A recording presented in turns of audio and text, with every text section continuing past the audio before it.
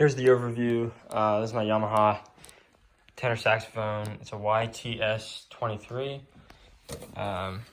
Serial numbers on the back as well. Right there. This is a good horn. Very durable, very reliable. I'm sure you guys have, if you're looking at this, you've probably seen one before, played one, whatever. I bought this in high school. I haven't used it really much since. But it's got some new pads in different places. You can see right in there. It's also got some older pads in some places.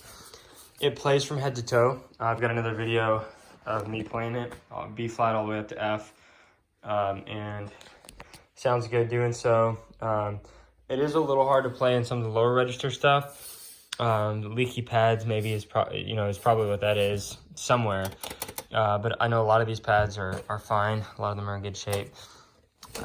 E flat pads usually one of the first to go. This one's good.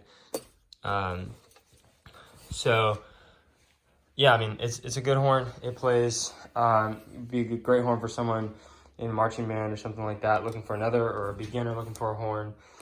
You'll probably want to give it a tune-up, take it to the shop, and just have it be tuned up a little bit. But if you don't, that's fine too. You could play this just fine without tuning it up. It just would make it a little bit easier to play. But I really like this horn. All the springs are intact. All your corks are there. It comes with this soft case, which is really nice and really convenient to carry around, especially if this is going to be a school horn. It makes it so much lighter and so much easier, because tenor sax can be a bear of an instrument to carry, and this makes it much easier to do so. So you just take this little pad thing that it comes with, you open it up and you stick it right in there, and then it's got a spot for your neck and the mouthpiece. I'm including a mouthpiece in this deal as well, a con mouthpiece with a ligature on it as well. So yeah, if you have any questions, hit me up, let me know. You can send me a message. But everything works as it should. All the keys spring just as they should. No problems there. And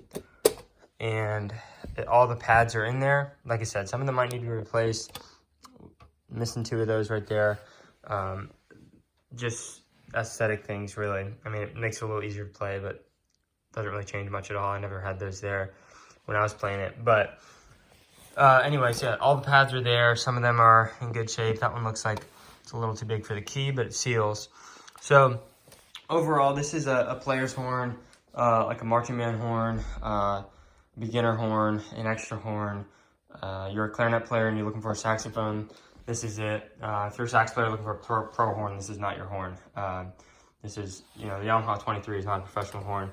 And this in particular, you can see it has some wear on it.